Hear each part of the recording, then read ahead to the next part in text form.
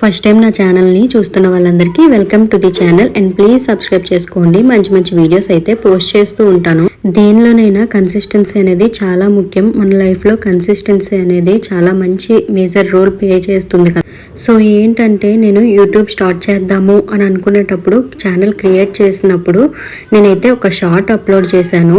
First ఆ షార్ట్కి అయితే 25K views అయితే వచ్చాయి 1 డేలో. సో అలా ఫస్ట్ వీడియోకి మంచి రీచ్ రాగానే నాకైతే చాలా హ్యాపీ అనిపించి మంచి పుషప్ని అయితే ఇచ్చిందనమాట. అలాగే అదేవిధంగా ఒక 1 మంత్ అయితే నేను కంటిన్యూస్గా షార్ట్స్ పోస్ట్ చేస్తూ ఉన్నాను ఇన్స్టాగ్రామ్లో. At the same time YouTube షార్ట్స్లో కూడా అవే పోస్ట్ చేస్తూ ఉండేదాన్ని.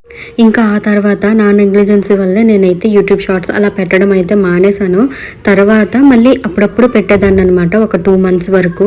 ఇంకా ఆ తర్వాత మళ్ళీ పూర్తిగా మానేశాను. అంటే ఒక 3-4 మంత్స్ అయితే పెట్టలేదు. ఛానల్ మొత్తం బ్యాక్ వెళ్ళిపోయి వ్యూస్ పోయాయి, వాచ్ అవర్స్ పోయాయి, సబ్స్క్రైబర్స్ కూడా కొంచెం తగ్గారు అనమాట. చాలా బాధ అనిపించింది అప్పుడైతే నాకు.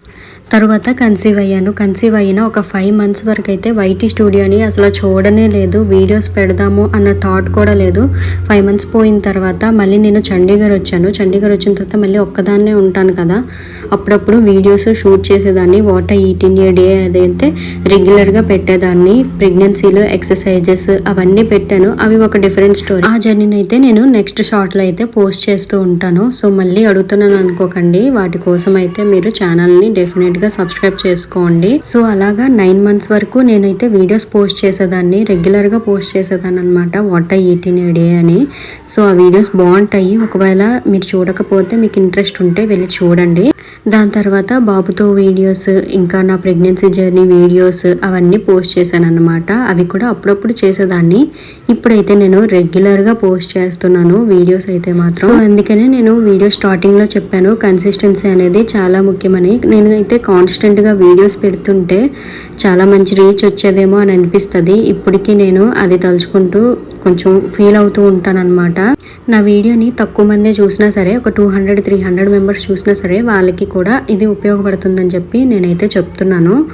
సో మీరు కూడా ఏదైనా పని చేస్తే అది కాన్స్టెంట్గా చేయండి. మంచి రీచ్ అయితే ఖచ్చితంగా వస్తుందన్నమాట. హోప్ని మనమైతే ఈ వీడియో మీకు యూస్ఫుల్ అయ్యిందని అనుకుంటున్నాను. యూస్ఫుల్ అంటే కాన్స్టెంట్గా వీడియోస్ చేయమని నేను చెప్తున్నాను అనమాట. నేను కూడా ప్రస్తుతానికి అదే చేస్తున్నాను.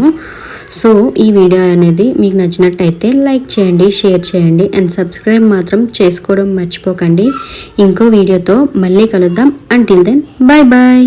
లాస్ట్ వరకు చూశారు కాబట్టి నా వీడియో మీకు నచ్చింది కదా, ఇంకా ఆ ఒక్క లైక్ చేసేయండి.